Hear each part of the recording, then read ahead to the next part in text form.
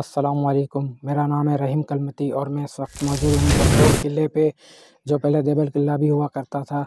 अब ये देख सकते हैं, ये सीढ़ियाँ जा रही हैं अंदर की तरफ और इसकी हम पूरी आपको हिस्ट्री बताने वाले हैं, अंदर से विज़िट कराने वाले हैं और इंशाल्लाह ड्रोन व्यू भी दिखाएंगे आपको। ये एंट्रेंस है अंदर की, ये इंफॉर्मेशन डेस्क है। ये देख सकते हैं बुकिंग ऑफिस, टिकट वगैरह, ये टिकट के रेट लगे हुए हैं।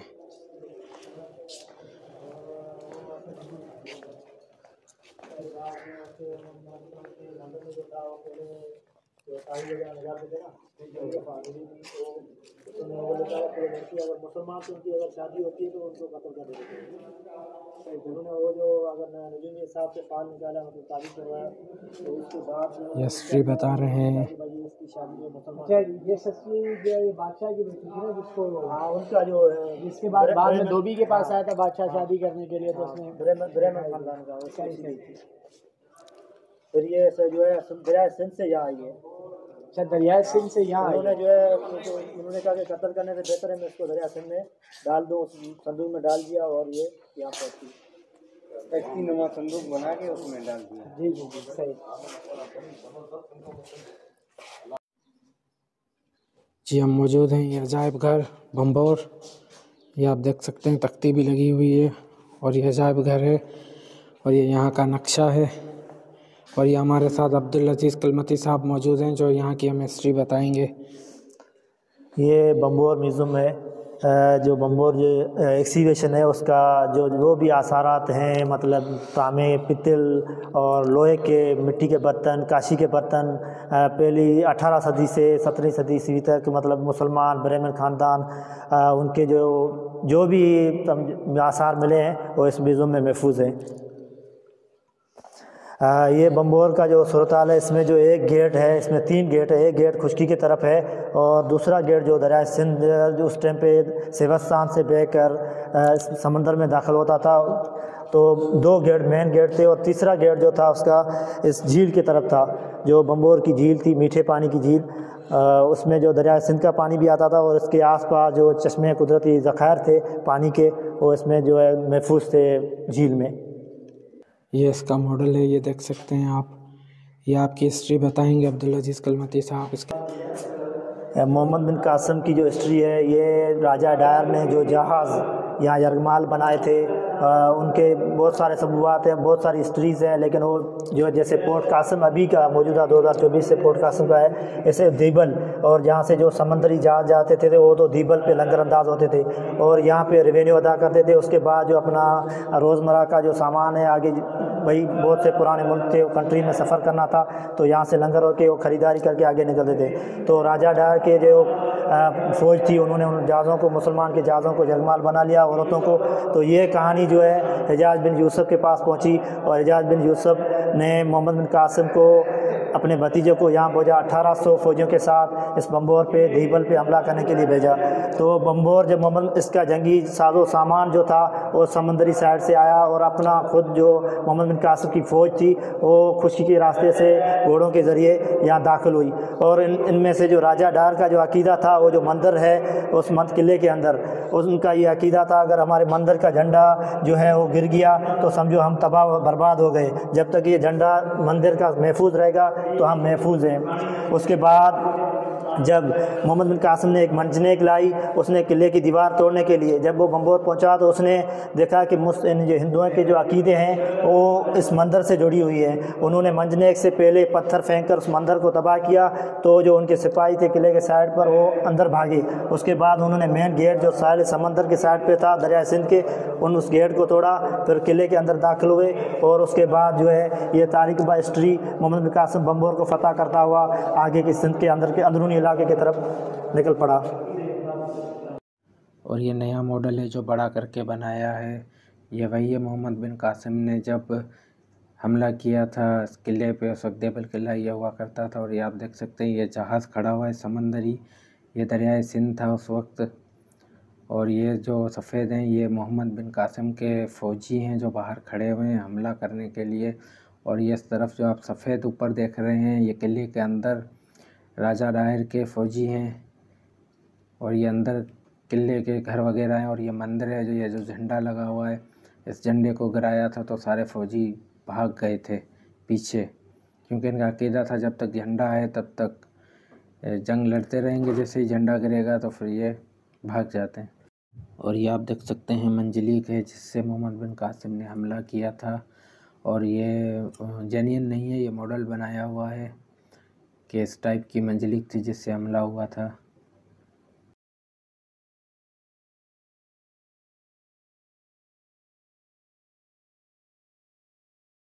یہ جو ایکسیویشن مطلب جو قلعے کی کھدائی ہوئی ہے بمبور میوزیم کی، پہلی صدی تا مسیح کے 13ویں صدی عیسوی کے بنو عباس کے زمانے سے لے کے 8ویں صدی عیسوی تک ساسانی اور برہمنی خاندان اور عیسوی کے اس کے قبل ان کے جو ہے وہ یہ جو کھدائی ہوئی ہے، ایکسیویشن ہوئی ہے، 1 2 3 4 ان کے جو مطلب یہ عدد و شمار دیے گئے کہ یہاں پہ یہ ہوا، اور جہاں مٹی کے برتن ملے ہیں انہوں نے یہاں ماڈل بنا کے وہاں پہ رکھا ہوا ہے کہ یہاں سے ہمیں یہ ایکسیویشن سے ملا۔ یہ سیچو پارتھی عہد کے برتن ہیں، یہ پہلی صدی سے قبل مسیح کے ہیں، اور یہ سارے مٹی کے برتن ہیں۔ اور یہ عہد ساسانی 3 اور 4 صدی عیسوی کے مٹی کے برتن ہیں۔ اس میں جو ہے اس کو جو چھپا گیا ہے، اس کو ڈیزائن کیا گیا ہے سارا مہارت سے۔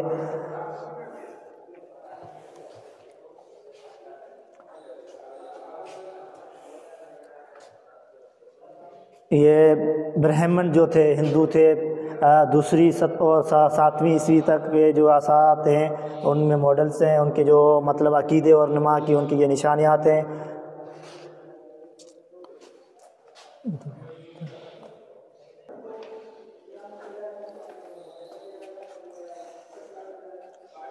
اسلامی دور کے برتن ہیں، پہلی اور زمانے کے جو 7ویں صدی عیسوی تک جو یہ ڈیزائن کیا گیا ہے، ان میں جو چٹسالی کی گئی ہے، مطلب رنگین برتن مٹی کے، اور یہ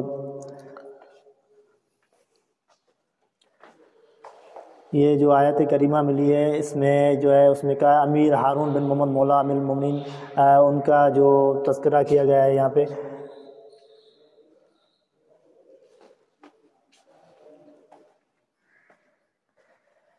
یہ جو ہے 8ویں صدی عیسوی کے بڑے جو مٹی کے جو مٹکے ہیں پانی کے، وہ مٹکے ہیں، سارے جو ڈیزائنز ہیں ان کے جو دیکھو کتنے خوبصورت ہیں۔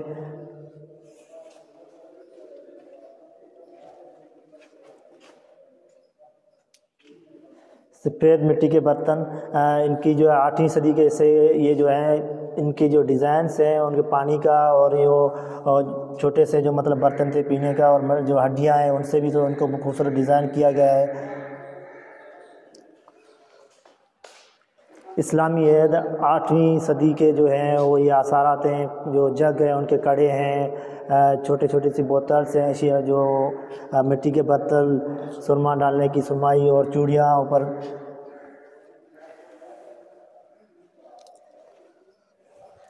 یہ کوفے تحریر کی کوفے مطلب جو برتن پہ لکھا جاتا تھا، تحریر کیا جاتا، یہ 11ویں اور 12ویں صدی عیسوی کے ہیں۔ یہ عظیم مسلمانوں کا کارنامہ ہے۔ چینی برتن، یہ 9 سے 12ویں صدی کے اسلامی ممالک عہد عباسیہ سے شروع ہوا، اور اس قسم کے برتن جو بمبور میں ملے ہیں ان میں ایک مرتبان خاص طور پر قابل ذکر ہے جس پہ چینی اصول کندہ ہے۔ اس کے علاوہ نشق و نگار بعض عمدہ قسم کے پتھر پیالے بھی ہیں۔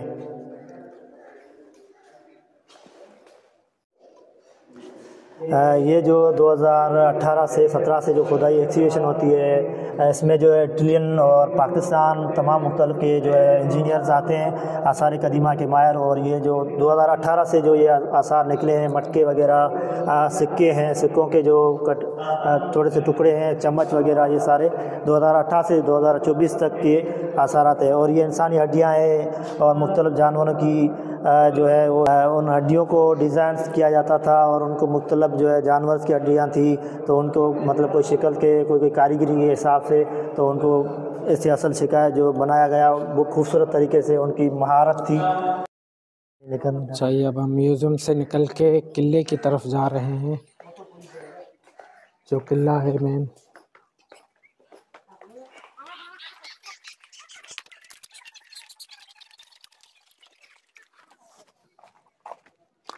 یہ دیکھ سکتے ہیں آپ بورڈ لگے ہوئے ہیں، سارا لکھا ہوا ہے، کینٹین کس طرف ہے، مسجد کس طرف ہے، سہولیات۔ جو سہولیات ہیں ان کے بارے میں بورڈ بھی لکھا ہوا ہے، اور یہ ساری دیکھ سکتے ہیں آپ۔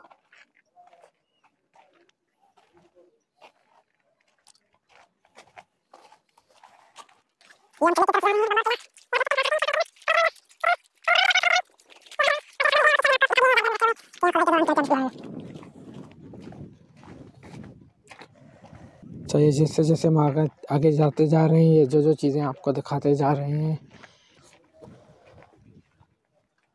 یہ جو ہے اسلامی دور میں خاص طور سے 9ویں صدی سے ایک بڑے کاریگروں کا جو کمرہ تھا بمبور سے باہر موجود تھا، قلعے سے فصیل سے، اس اور قلعے مطلب جو جھیل تھی اس کے سائڈ پر تھا، اور کھوٹائی گیجا تیکی کے ظاہر ہوا ہے، اور اس سے جو مطلب سرمایہ اور پیداوار یہ دعوتیں جو بھی ملی ہیں وہ یہاں محفوظ ہیں، اور جو بھی نکل رہی ہیں ایکسیبیشن سے آپ کو دکھا رہے ہیں ہم لوگ۔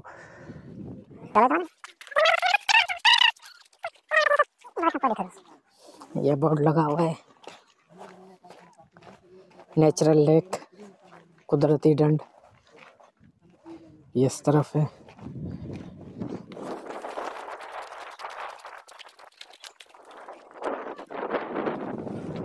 یہ ہم قریب جاتے جا رہے ہیں اس کے، یہ بورڈ لگا ہوا ہے سامنے، آؤٹر سٹی، یہ سندھی میں لکھا ہوا ہے، شہر جو باہریوں حصوں، شہر کے باہر کا حصہ۔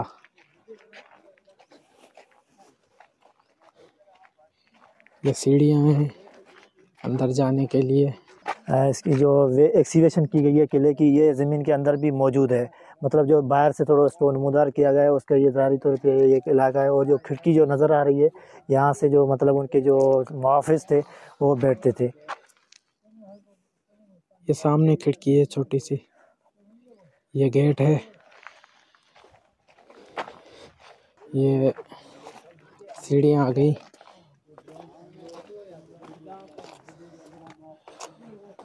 اور یہ لکھا ہوا ہے قلعے واری دیوار، یعنی قلعے کی دیوار۔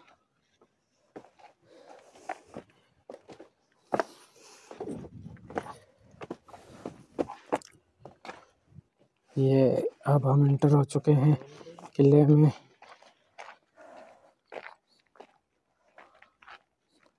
یہ اب آپ کو بتائیں گے، یہ بورڈ لگا ہوا ہے ادگول نما میلاتی گہرئی کو، اس کے بارے میں یہ آپ کو بتائیں گے۔ یہ میٹھے پانی کا کنواں ہے، مطلب یہاں سائڈ پہ جھیل ہے تو میٹھے کے پانی کا مویا جو گول نما کنواں تھا اس سائڈ پہ، اور اس سائڈ پہ جو بازار ہے وہ بھی آپ کو دکھائیں گے۔ یہ ہم آپ کو کنویں کی طرف لے کے چلتے ہیں، یہ راستہ جا رہا ہے۔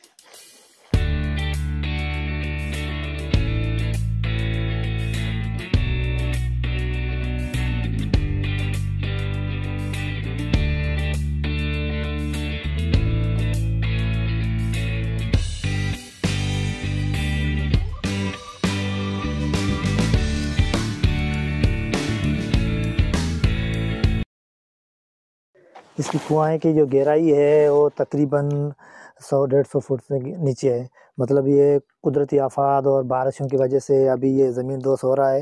اس کی جو مطلب کوئی سپورٹنگ وغیرہ نہیں ہے، کوئی چونا وغیرہ لگا دیتا تو یہ اصل صورتحال میں موجود ہوتا۔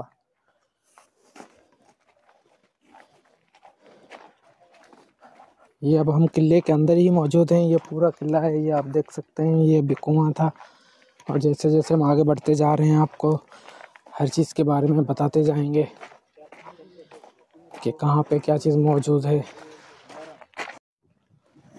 ہم جا رہے ہیں جامع مسجد، جنوبی ایشیا کی پہلی مسجد۔ یہ مسجد محمد بن قاسم سے پہلے بھی تھی، کیونکہ ہندو مسلم جو مسلمان تھے وہ یہاں پہ پہلے بندیبل میں آباد تھے۔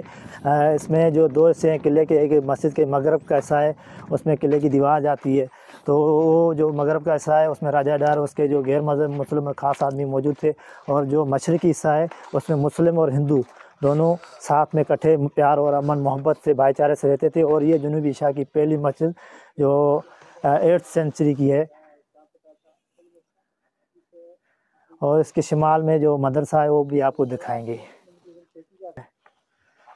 اب آتے ہیں ہم مسجد کے گیٹ کی جانب، جہاں سے وضو کر کے مطلب جو پانی کا کنواں تھا وہاں سے جو ہے لوگ اندر داخل ہوتے تھے۔ یہ مسجد کی جو مطلب گیٹ ہے، وہاں سے ہم آپ کو وہیں کے جو ویوز ہیں وہ دکھا رہے ہیں.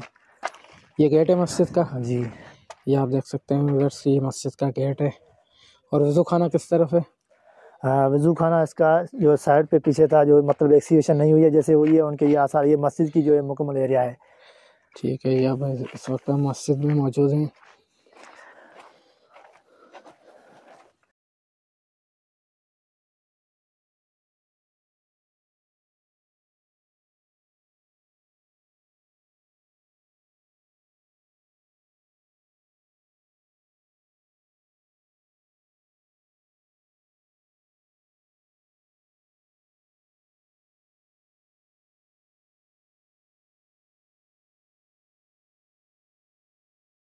یہ اب آپ آگے چلتے ہیں.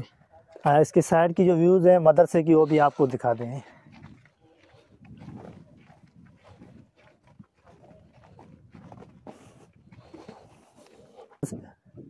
یہ جو دوسرا گیٹ ہے یہ مدرسے کی جانب ہے جو مکتب تھا. یہاں سے کہا جاتا ہے 850 کوئی مطلب تاریخ کے ساتھ کوئی 2000 کے لگ بھگ یہاں طالب علم تھے.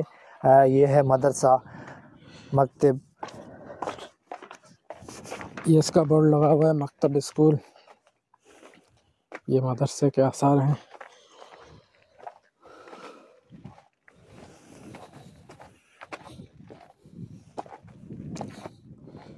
اور یہاں پر جو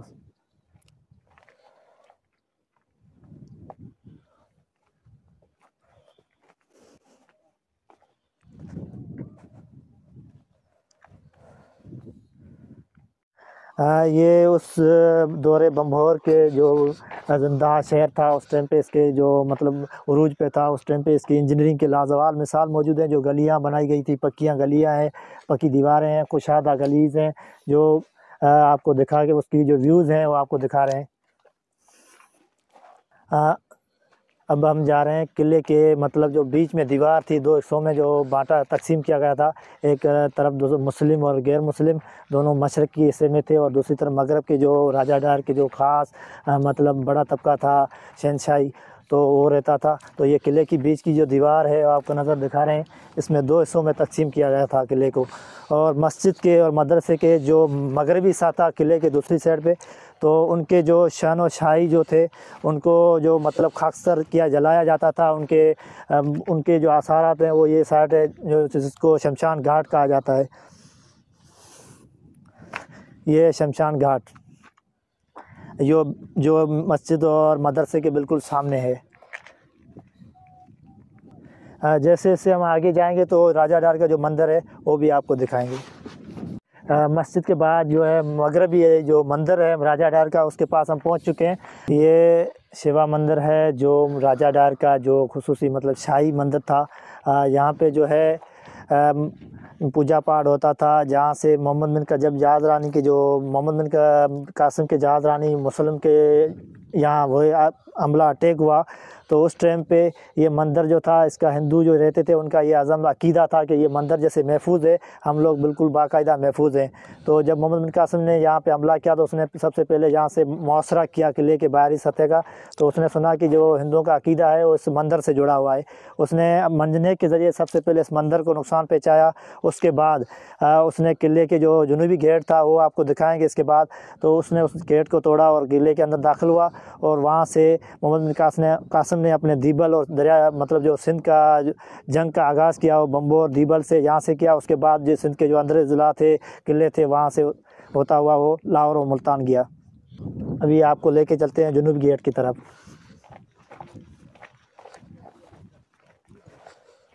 جسے باب الاسلام بھی کہا جاتا ہے، یعنی محمد بن قاسم نے جب سے یہ قلعہ فتح کیا تو اس دوران وہ داخل ہوئے وہاں سے اندر، تو باب الاسلام کا نام پڑا، یعنی اسلام کا گیٹ. یہ جو سامنے آپ کو پانی نظر آ رہا ہے یہ دریائے سندھ جو سیوستان یعنی سیون سے ہوتا ہوا یہاں سمندر میں داخل ہوتا تھا. تھوڑا آگے تقریباً 2 کلومیٹر آگے جو سمندر ہے. تو اس کے بعد موسمی حالات اور جو گورنمنٹس ہے انہوں نے ڈیم بنائے اور اس جو دریائے سندھ تھا اس کا جو ہے رخ چینج کر دیا. اس کے بعد یہ ابھی سمندری جھیل ہے جس کو بمبور کریک یعنی گھارو کریک بھی کہا جاتا ہے، 2 ناموں میں. یہ دیکھ سکتے ہیں آپ ماشاءاللہ کافی خوبصورت مناظر ہیں یہاں کے. یہ جھیل ہے.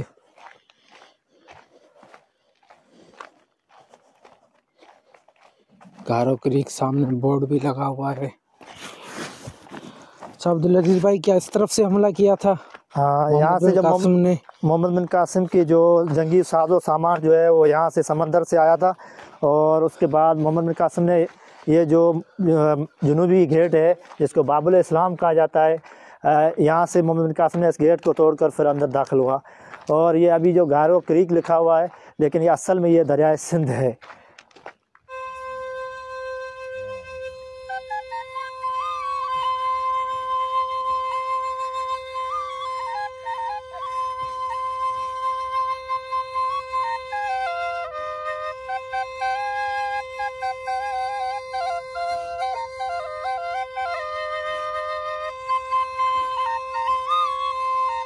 اور یہ آپ دیکھ سکتے ہیں ڈرون سے کیپچر کیے گئے مناظر ہیں.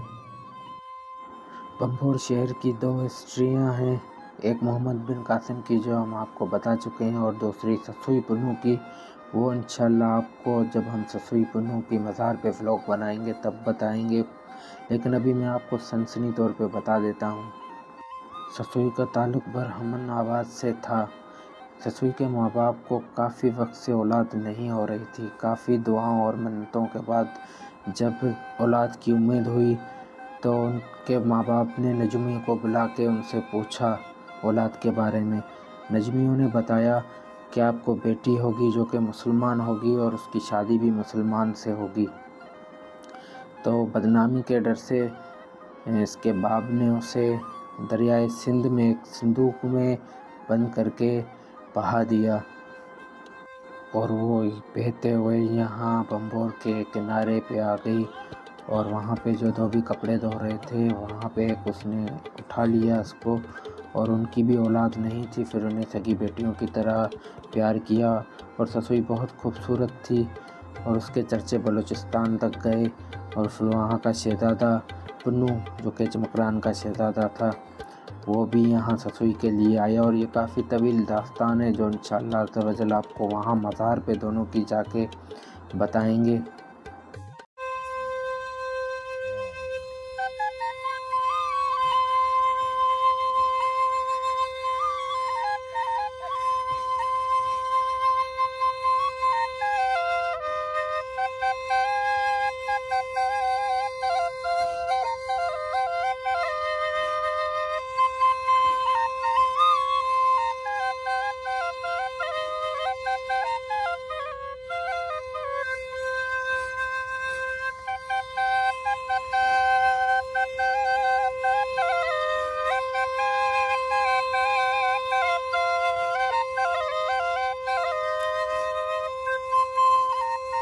یہ تھا ہمارا آج بمبور کا ولاگ، اور ہمارے چینل کو سبسکرائب کر دیں، ویڈیو کو لائک کر دیں، اور بیل آئیکن کو پریس کر دیں تاکہ ہماری ہر آنے والی نئی ویڈیو آپ تک پہنچ سکے.